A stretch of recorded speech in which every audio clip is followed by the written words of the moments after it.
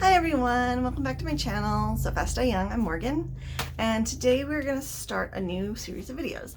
So I've talked about it a little bit before, but I am obsessed with vintage Gunne Sax dresses by Jessica McClintock. They were really big, very popular in like the 60s, 70s, and 80s, and then they kind of fell out of fashion.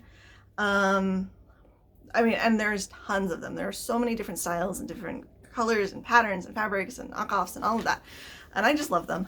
But they never really made them in plus sizes, and so it's almost impossible to get a vintage one in a size that would fit me. Like, I would say it is impossible because I have never been able to find one that is larger than like a 13, 14, right?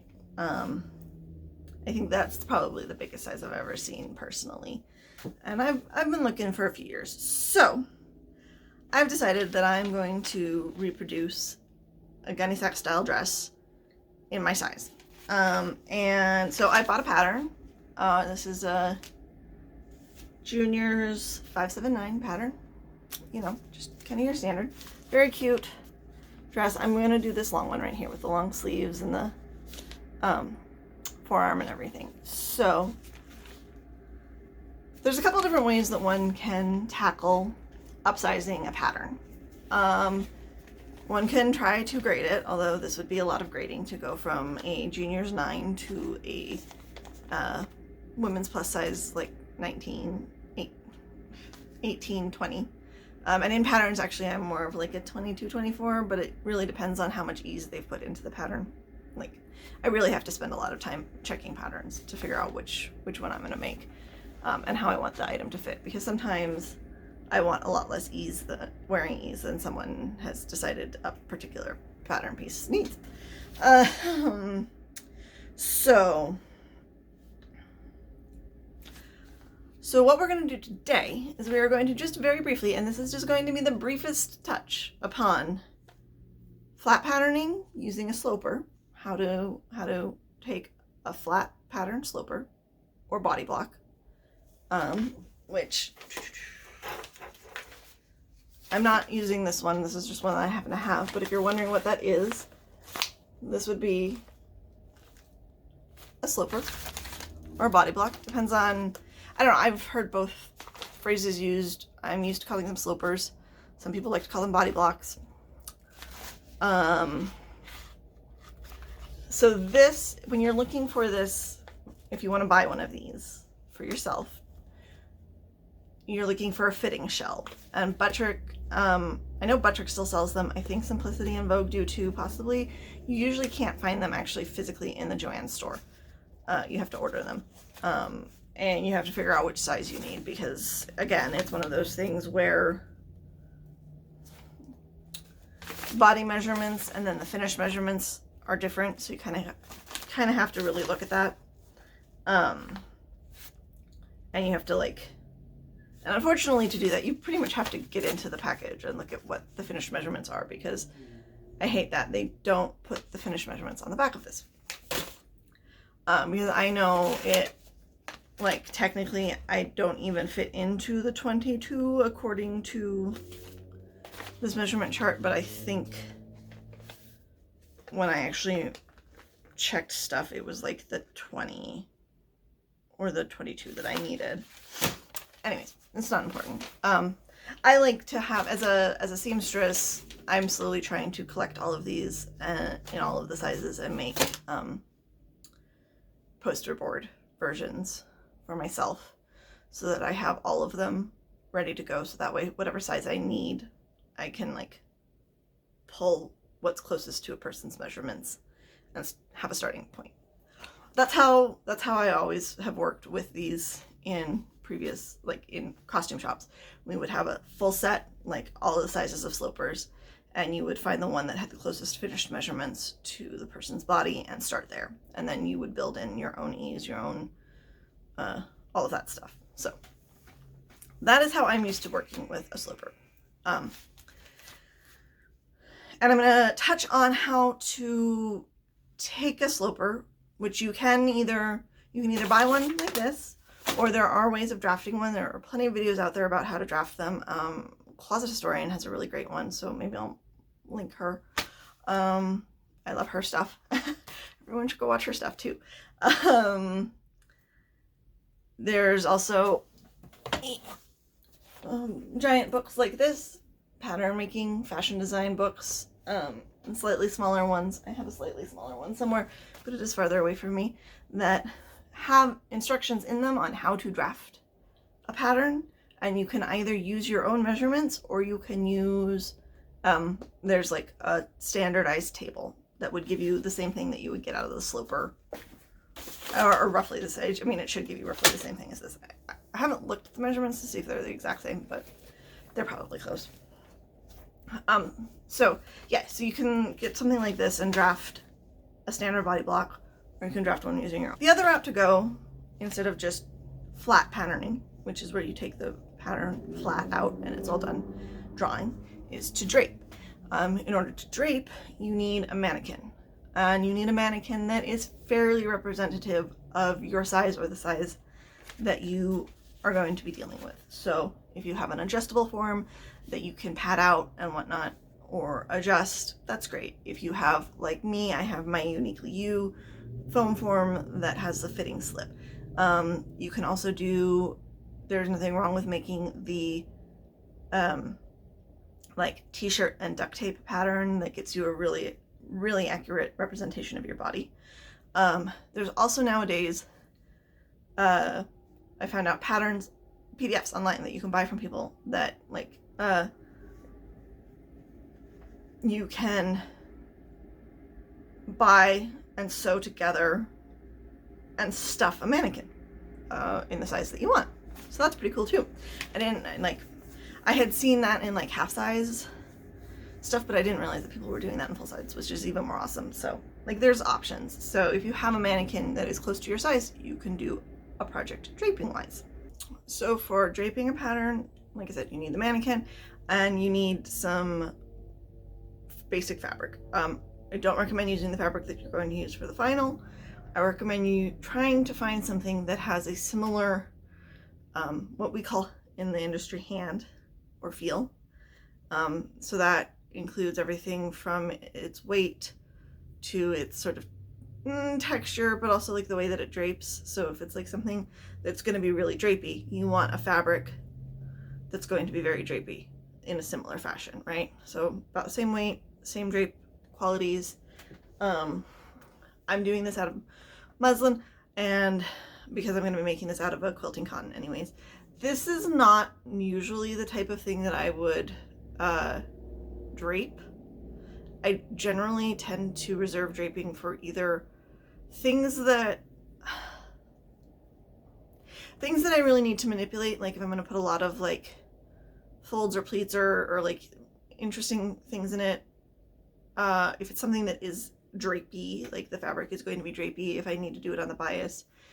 But I don't currently have a good body slip or body block for myself, so I'm just gonna do it this way because I figure it's gonna be faster, and I've got my mannequin. It doesn't take very long really to do this way. There are a number of different methods of draping. You might see lots of videos where people like tape out the lines with like draping tape and stuff like that, or masking tape or something. You can do that. Sometimes, depending on what it is, if it's something that I'm really wanting, like, depending on exactly what it is, sometimes I will do that with like twill tape or draping tape or something. But I also sometimes just, like, as you're about to see, put it on the mannequin and like pin it and then cut it and then pin it and cut it as I need. So there's not, I personally don't believe there's a right or a wrong way to do any of this, but there are some like guidelines as well. Like when you're draping, you pretty much always want to work with the grains of your fabric straight up and down, and like the cross grain should go around like your bust and hips type thing,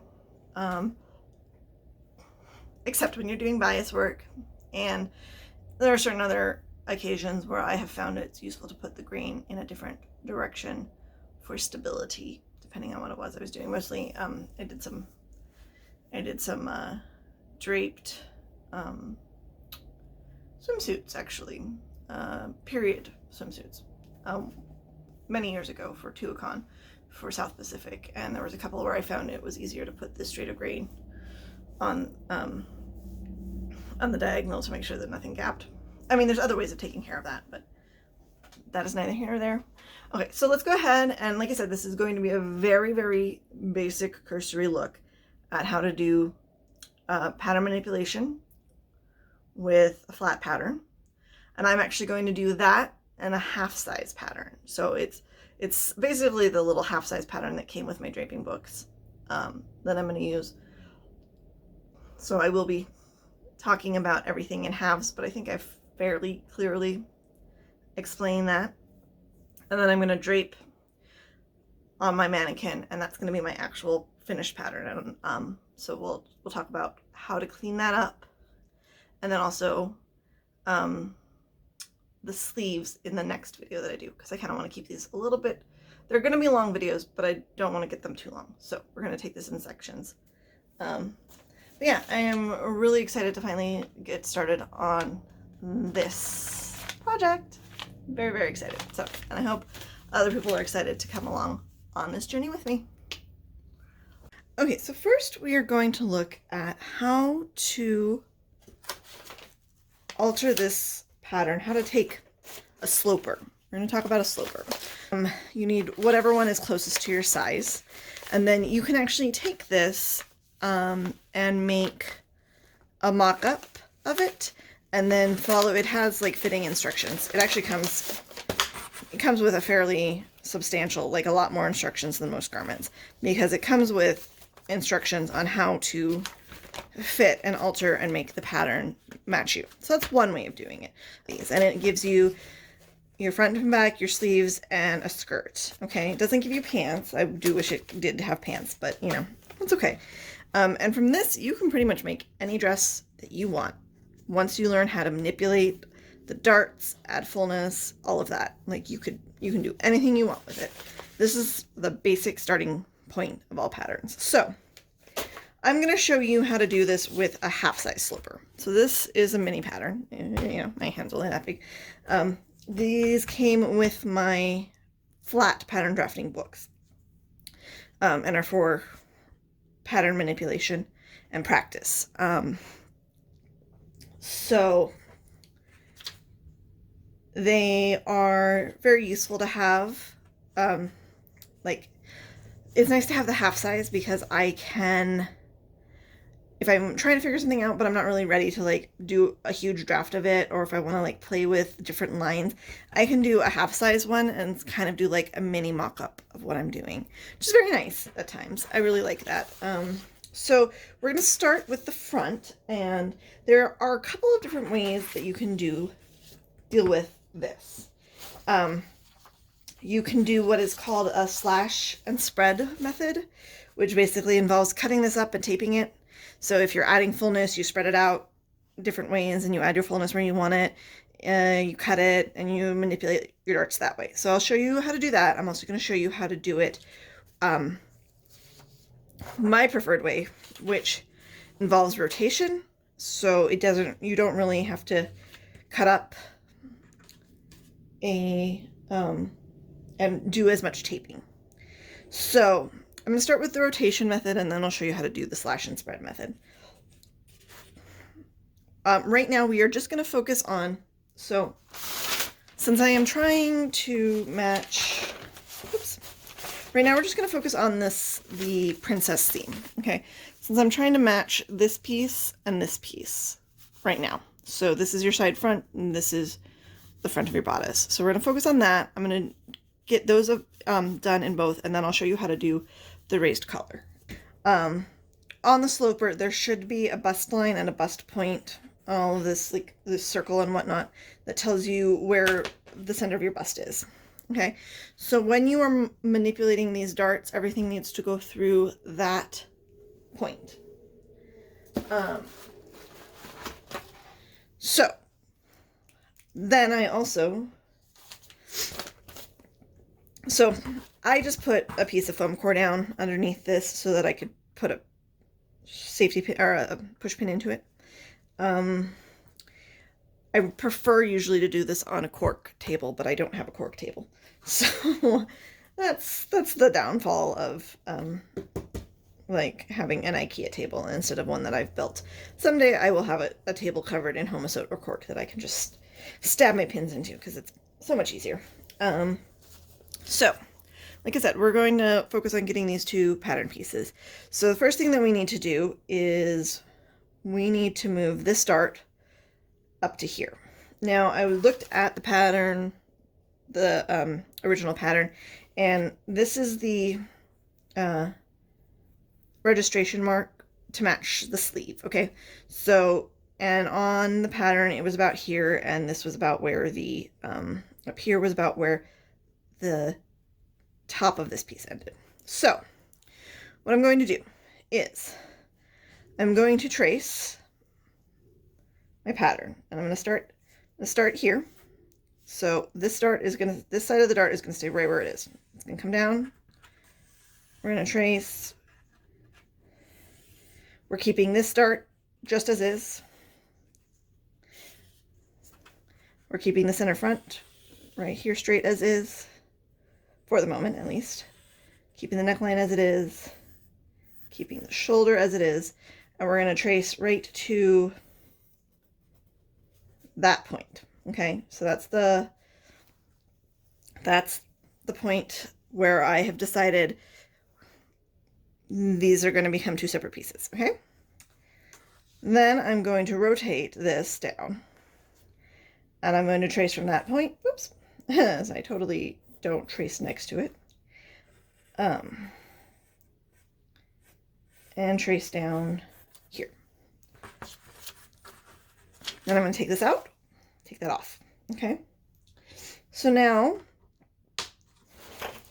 this is the quicker way of doing it. Usually I have these in like cardstock, like in my size or whatever size I'm working with, I'll have a set of these in cardstock, and so they never get cut. All I ever do is trace. It's faster for me to do the alteration tracing here than it is for me to do the alteration tracing on the or for cutting and spreading. So this is going to come through. We're going to try and hit about that bust point. Doesn't need to be perfect. Then we're going to connect this point.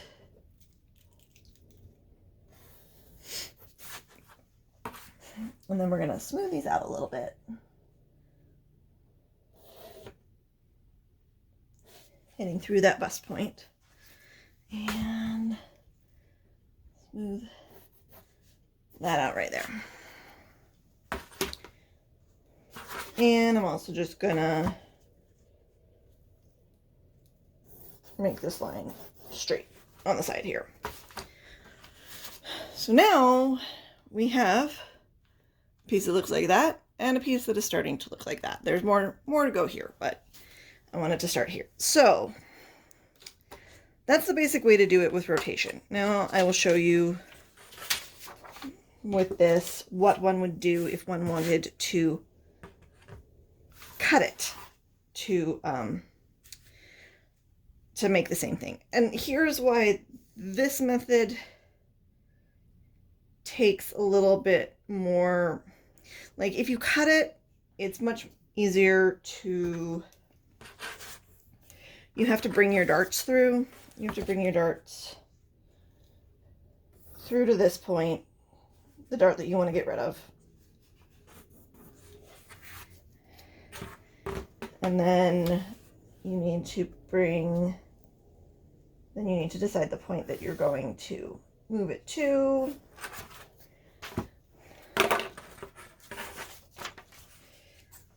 You then very carefully,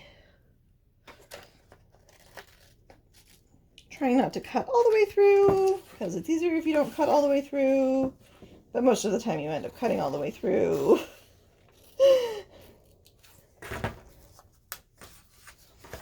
And then you're going to carefully, this one, and then remember you didn't bring your tape over here.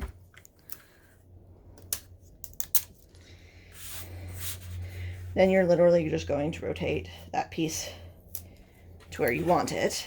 Oops.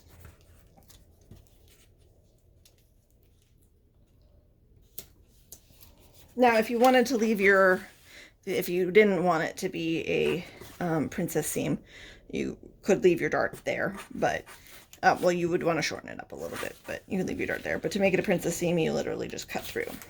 Now, the difference here is this method leaves you with very angular pieces that you now have to go back and round out, whereas,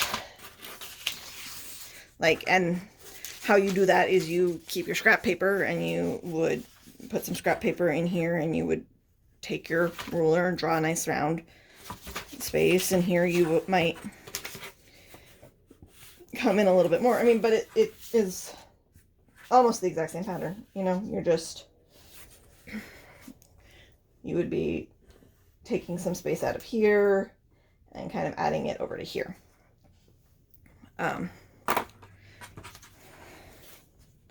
To get the exact same thing in the end. I find this to be quicker, but that's also just because I've been doing it for a long time. Some people understand this method better. Like they understand because they're physically doing it. Some people have a harder time with the whole rotation thing, and I get that. So I'm always in favor of doing whatever you feel most comfortable with, whatever method. Okay. So I'm also going to show you how to do this all just by draping it with some fabric on the bodice. All right, so let's go ahead and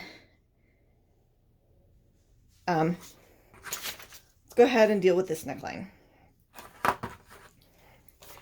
And there's a couple of ways, again, there's a couple of ways that it can be done. I can show you both. So some of this is information that comes out of a book, like standards of where they, in patterns, standard measurements where they do alterations. So on a full-size pattern, you would come in 1/2 inch. This is a half size, so we're only going to come in 1/4 inch. And you would go down 2 inches, but we're only going to come down 1 inch because this is, again, a half-size pattern. So everything is cut in half. And you would draw a nice little line, nice little curve line.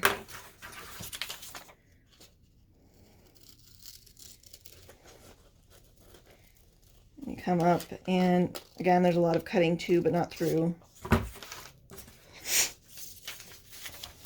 Grab a little piece of paper.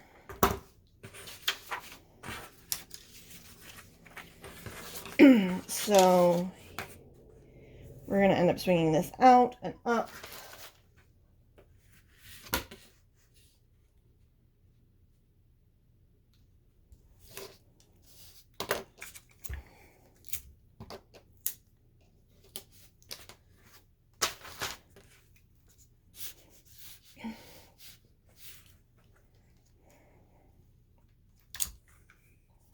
We'll tape this one in place for the moment. Okay, so, and again, a lot of this comes specifically from textbook theory about how to alter things in a certain way. So this would be called, or is similar to, a stovepipe neckline. And yeah, there's very specific measurements that they give you in the book to use with this. And some of it also you can tweak as you are growing and getting used to things, or if you decide you want something slightly different. But also I took some measurements on this front piece. And I believe that this point here is this little notch here is this point here. So in the book it says if this was a full size, you would add 1.5 inches. This is a half size, so we're adding 3/4. I know, I'm sorry, it's a little confusing at the moment, but we would bring it out up to here.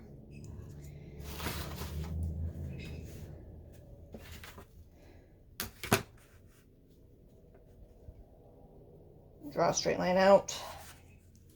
Now, if you were making this like up against the neck fully, you would draw this out to this point, and then you would connect these 2 points. But again, we are looking at the shape of the pattern piece that we're trying to recreate.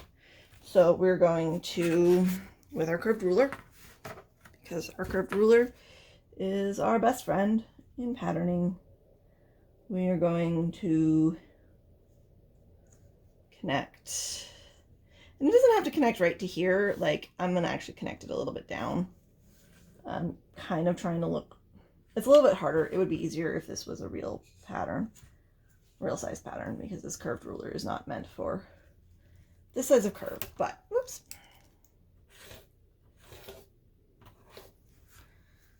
So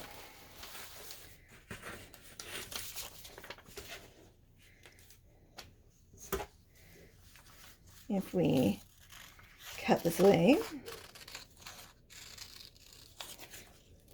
and then if we just scoop that nicely, give that a nice little curve so it's not a sharp angle, you can see now that this one and this one look incredibly similar. Okay, so this would be the waistline, so we would just need to add a little bit down here.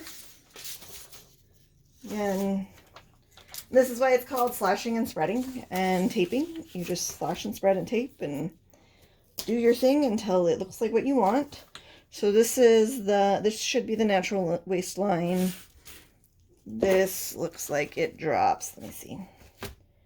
Drops 3 below, oh, plus some seam allowance. So I'm gonna say, I'm gonna extend that 1.5 inches for here, for argument's sake. And there's our lovely little curve. And honestly, at this point, we really don't need this little piece. Boop.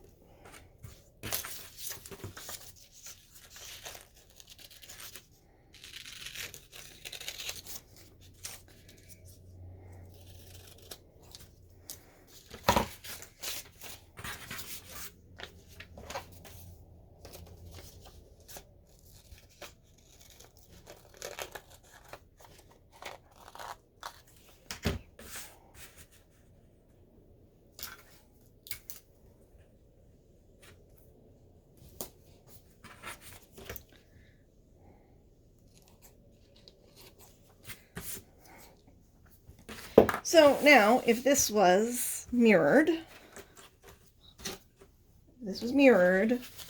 and a full piece, it would look very similar to that, and you have your little side piece like that. Now, in the back piece, you'll notice that there's 2 different circles because there's 2 different pivot points for these darts.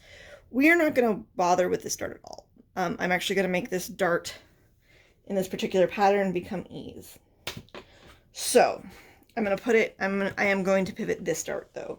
And that is because in the pattern, you can see that the dart is here going into the neck. Putting the dart here makes sense because it will actually help the color stand up. It'll actually give the color some stability because of that little dart. Like, it'll just give it a little stiff point, you know. So to me, it makes sense to put it there. And this will ease in nicely along the shoulders. So you don't need the dart over there if you've moved it to here. So that is what we're going to do. We're going to move the dart over to here.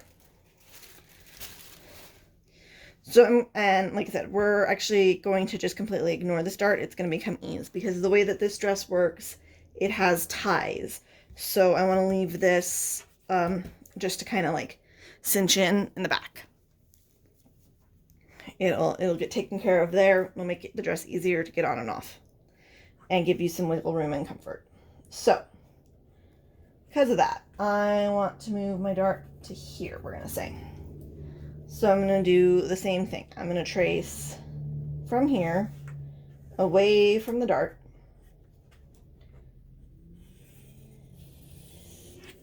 Down my center back. Like I said, here I'm just going to let it be. You could, in theory, try to ease the dart out the side or something. We're going to let it be.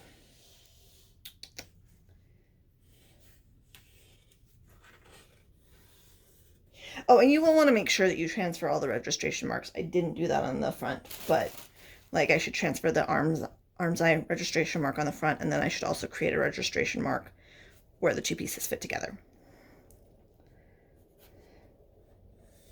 Okay, so we're going to go to here. Then we are going to pivot and continue this up, right? And that's going to give us our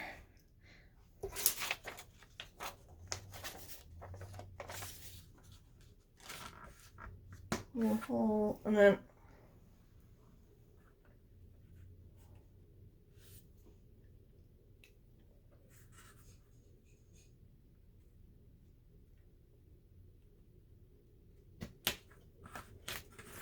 I think there's going to be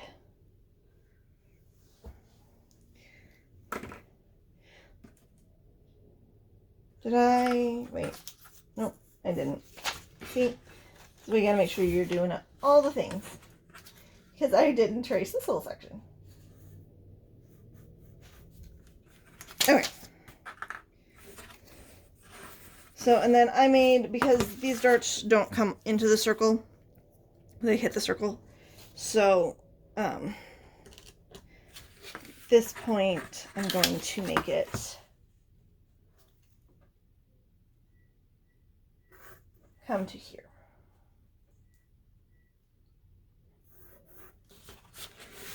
That to me looked like about the right angle for that. We're gonna go ahead and we're gonna raise this the 3/4, which in full scale would be 1.5 inches.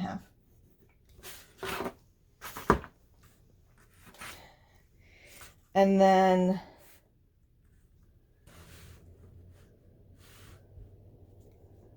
we need to know where A is. We need to know where that point is.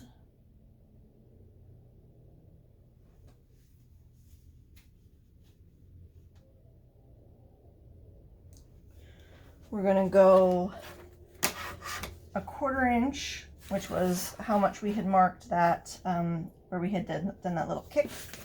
We're going to mark 1/4 inch over, or on a full scale, 1/2 inch. And then this line should get marked 1.5 inches up, or in our case, 3/4. This line gets connected to this line. Then you're gonna smooth that out. You can either do it by hand or with the machine, or the curved ruler, and then you connect these two. So, and you can, and then you should also double check that it looks about the same. It might have a slightly different, and this will have a slightly different angle, because of some ease, but that's it. And again, here I would, at this point, also take the time to kind of probably make a mark, walk my pieces together. And that's the thing, is you want to, like, it might be a different angle, but if you sit there and you carefully walk it, it will be the same length. I hope that makes sense. So yeah. Then this dart will also get traveled up through there. And that, because we rotated the dart, that ease will already be there. Like, so you don't need to worry about this getting too tight. There has been extra added. And this would look different if we had left the dart over here as well. This would be, again, the angles would be different, but when you closed the dart and walked the patterns together, they would match. Okay, so that is the basics of how you do this as a flat pattern. Now I'm going to show you how to do it as a draping project. Okay, so now I'm going to go over how I would drape these same pattern pieces, basically. So we started with a fairly sizable piece of muslin. I've put, I'm using my selvage edge as a straight edge here, but I would put this on the center of the grain in this particular case. Now I know that I am coming up over this way with a high collar.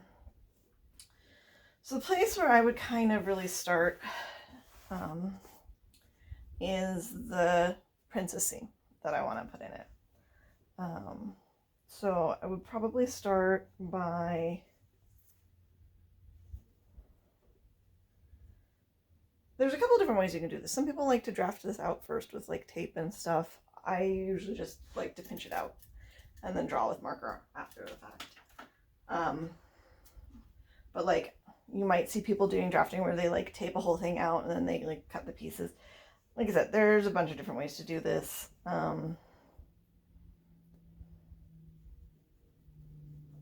This is where I like to start though. I'm going to pull this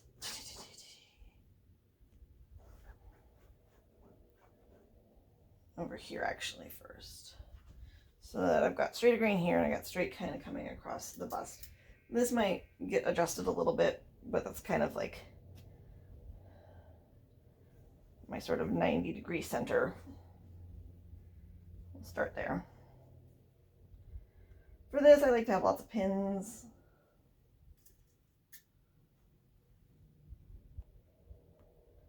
And I'm going to go fairly quickly and probably not explain too much.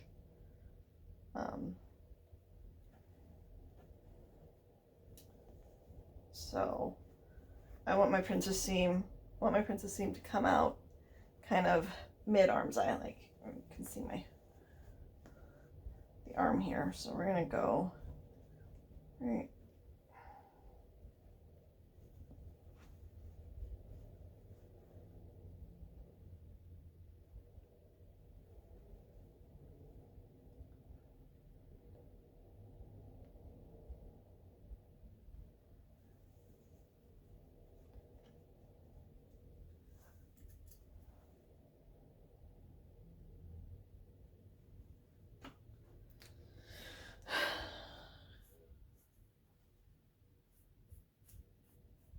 I'm going to put this as my princess seam.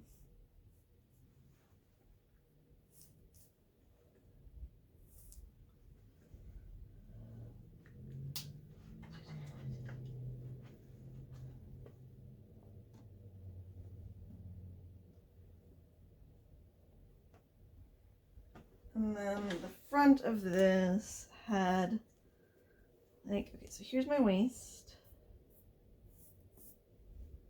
The front of this had like a little pointy bit down at the bottom. I don't know if you can see that. Okay.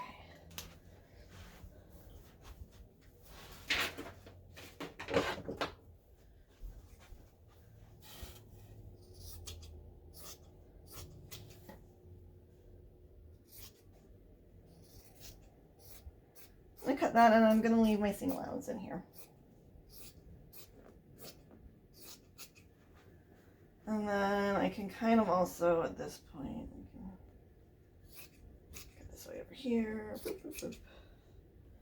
We'll use this little piece to make the side piece there in a second. So I know that this is going to come down way lower, but I'm going to just move that. I'm going to go ahead and kind of start my neckline to being conservative where I'm cutting here. Like I'm not, like I'm cutting a little bit, but I'm probably not cutting like all the way in that I would like. So again, imagine there's like 1/2 inch to 5/8 seam allowance there. I'm going to leave a lot up here for the shoulder for the moment and for the neck. And then I'm going to kind of come in and on my mannequin, I know my arm's eye sits about 1 inch in from the this here. So I can kind of trim that back.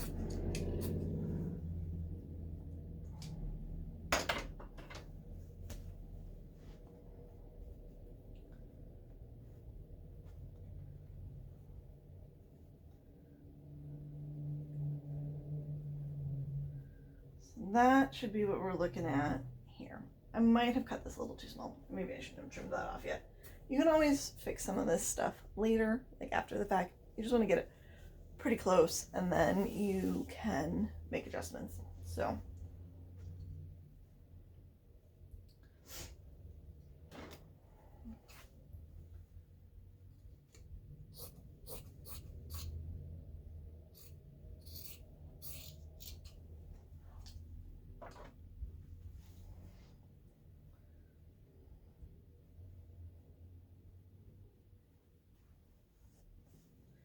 now I'm going to take this piece that I already sort of have. I kind of already have the curve that I need in it because I did fit it out of there, but or cut it out of here. But now we can go ahead and sort of pin that into place. Again, we want to pay attention that our straight of grain is going up and down on the body in the way that we want it.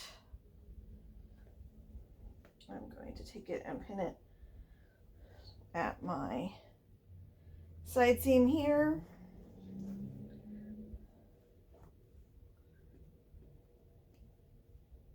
Again, you're going to end up taking all of these pieces and turning them into actual patterns and truing them up anyways first.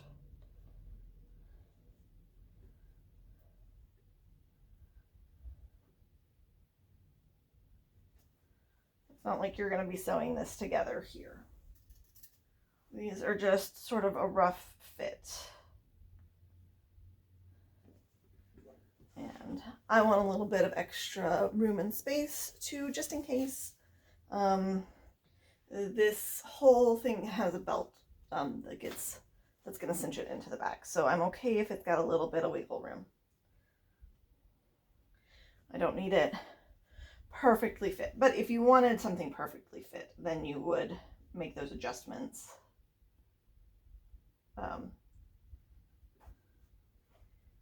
And get it all nice and fit tight to you. So I'm going to come in here and I'm going to bring my armscye underneath that.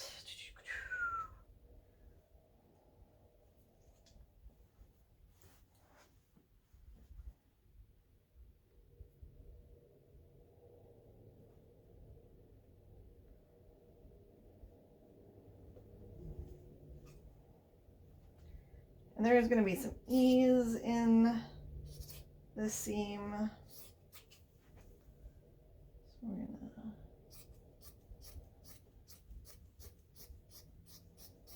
Honestly, I literally just cut out the dart that I pinned in the first place. Like that's...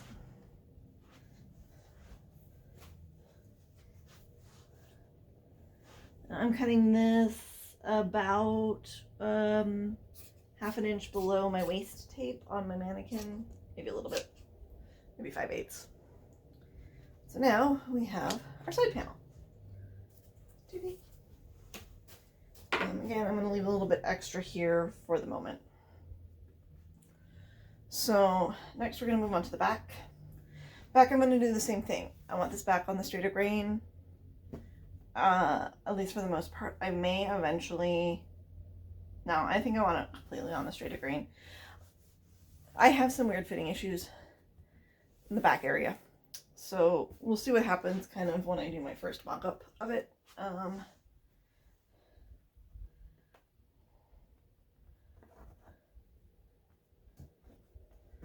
But it might do some weird things. So I've pinned my back down. It's going to be at the waist down here. I'm just going to put a couple pins, particularly across from where I'm going to take this to the side.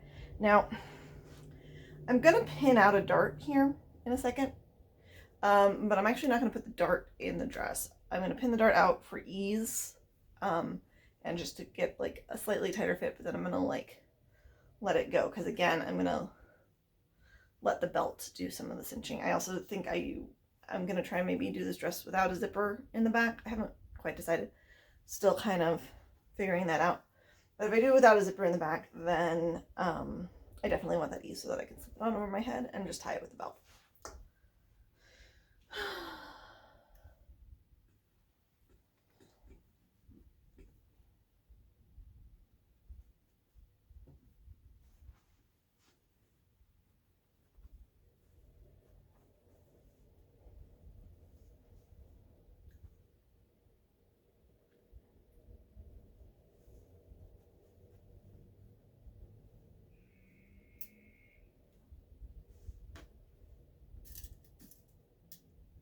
I have pins all over the place. I got pins on the top of a mannequin. I have a pin tray over here. Like, we're just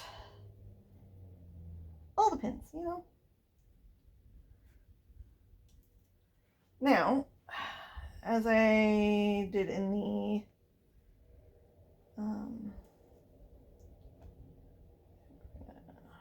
zero that out there. There would normally be a small dart in the shoulder, but we are going to transfer it into the neck.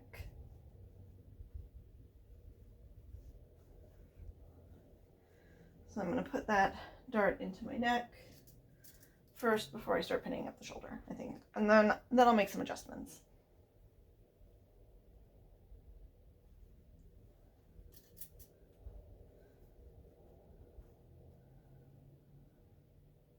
And it's not a very big dart. It's a very small dart, really, like as darts go.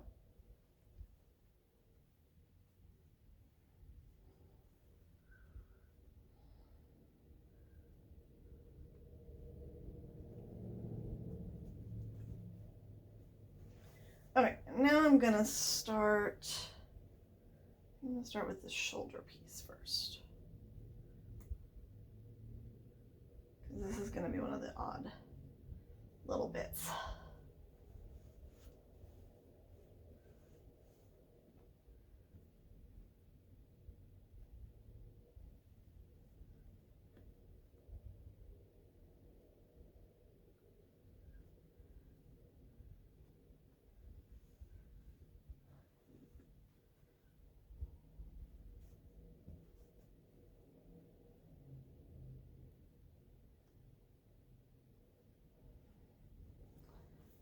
I'm going to mark all of this. Like, I'm going to come in here and I'm going to mark this little dart that I'm putting in here. I'm going to mark these stitch lines.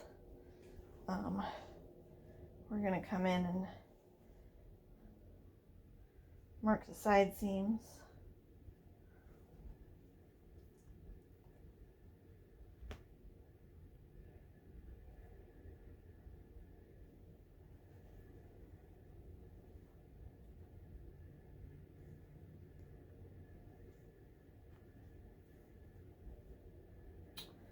My side seams shift so far back. Oh. That was me not paying attention. I may actually, and once I do this pattern, because I don't think I cut the back piece big enough, long enough, wide enough this way, I may shift the side seam a little bit. Readjust the seam allowance. And again, like this, that's what I said. This is really just a beginning potential pattern. After I might also be pulling because of the arms. I'll see if that'll, once I cut this.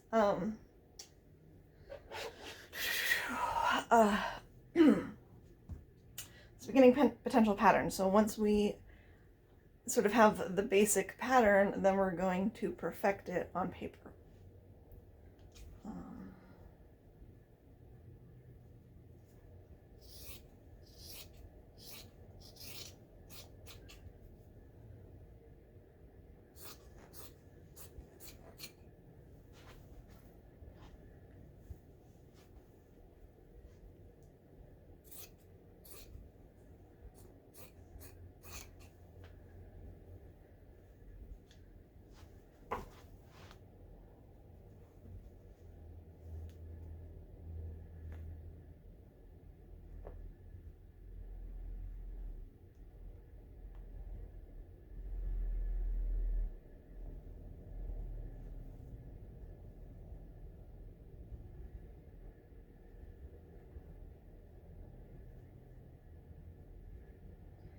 And once you've got it to paper, you also can always do all of the exact same things that I did with the paper pattern. So like say you want a little more fullness somewhere or something, you can adjust it later on the paper. There's no like nothing that says this is, you can only go this far, you know, like. Now I am going to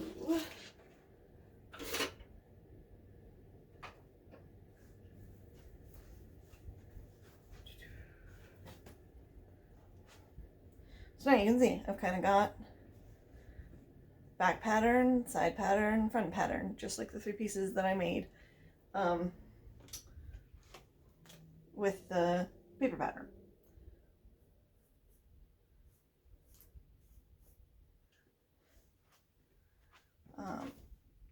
So this is roughly the top of my neck here, on this mannequin. So I'm going to measure up 1.5 inches, basically from the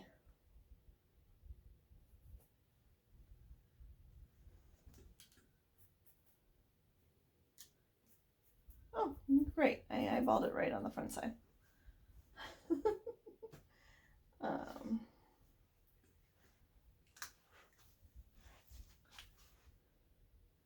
So this might be closer to my, this on this side is probably closer to my finish edge, and I'll probably write that.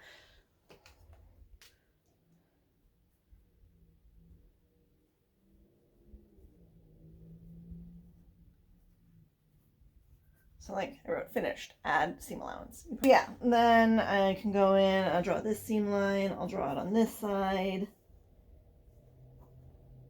wherever I pinned it out. Draw these. I'll put my waistband in there.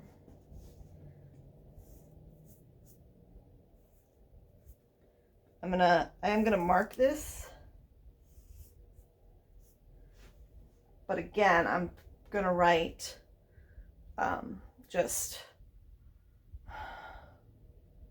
fullness or something, maybe, like it, because I don't want a real dart here. I could do a real dart here. I could have it very nicely fitted, and I could have a zipper down the back, and then it would be really nice and fitted.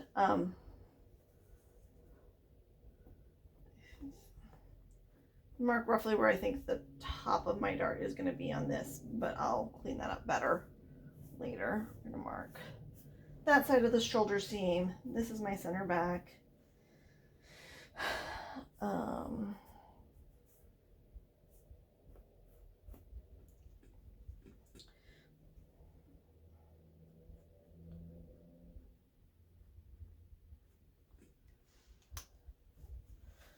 So now I have all of my marks, all of my pieces. I just wanted to talk for a second about finding this point. This point here where this is going to get clipped and stitched to in the center front. So on the size 579, it is 3 inches up from the waistline. So let's go over to my mannequin really quick. Now on my mannequin, 3 inches up from the waistline was about here. That is pretty low. So I went back to the pictures. Oh, I should have brought the picture over. So here's it on the mannequin. You can see I added a piece because I wanted to change the shape of the collar up here a little bit. So when because I'm transferring this whole thing to butcher paper before and to clean up and true up the pattern. And originally I was thinking, oh, maybe here, but I didn't really look close at the pictures and at my research on Gunne Sax dresses. So if we look close at the pictures and research on Gunne Sax dresses, you can see that the little placket kind of comes just below the bust line, similar on the line drawing here. So I was kind of looking at this. And like I said, on the pattern, on the 579, it was 3 inches up. So that would have been about yay. And that probably would be fine. But I kind of decided to use this underbust line right here as my guide, my personal guide for this. So this actually ended up being 4, because I do believe, as you, like, obviously my torso is a little bit longer than this junior's 579 was. So I feel like the 4 inches that I put here is pretty good, and it's going to look nice, but still come down far. And this is, again, one of those things that Gunne Sax dresses were kind of known for. They would have these low-cut fronts that have a special trim that allowed you to lace them up. So this is going to get, I forget what the name of the trim is off the top of my head. I will look at the spool that I bought. It has a specific name. Oh, maybe it's on the back of the pattern.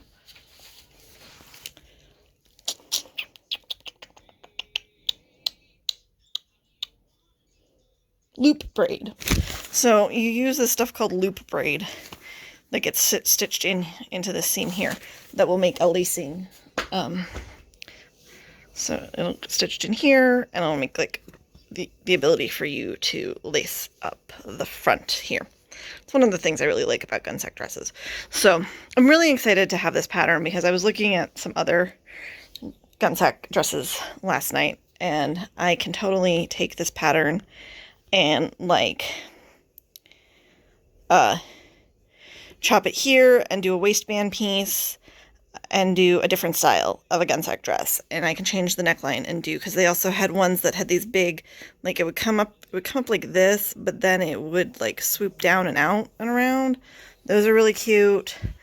I could even cut it across here and add wide straps and have like a summer Gunne Sax dress. So I'm really happy that I'm taking the time to make this pattern and make it the right size for myself so that I can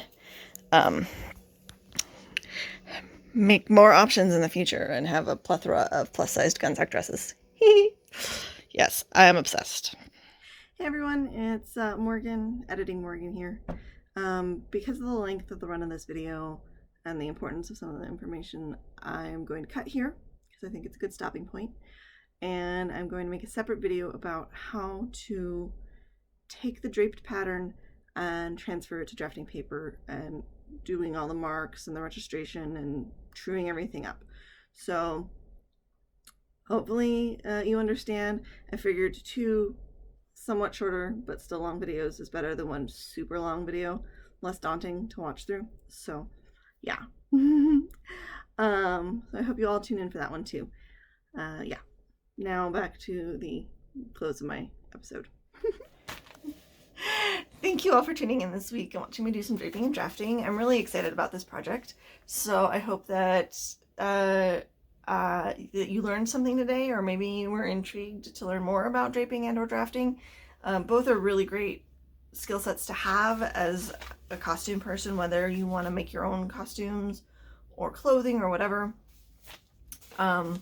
Learning to drape and draft is like super important. And then you can do a lot more than just like use patterns from the store, you know. Please remember to hit the like button, subscribe to my channel, hit the bell so that you get notifications when I post. Drop me a comment down below. I would really love to hear from people. And share my videos with your friends so that maybe I can get a few more subscribers and grow a little bit more. I hope everyone has a wonderful week. I love you all. Bye. The like blinds really like give me this sort of cyberpunk look across my face if I get it just right, I feel like. No? Maybe? Yes, no? You know, like cool cyber glasses. Meh.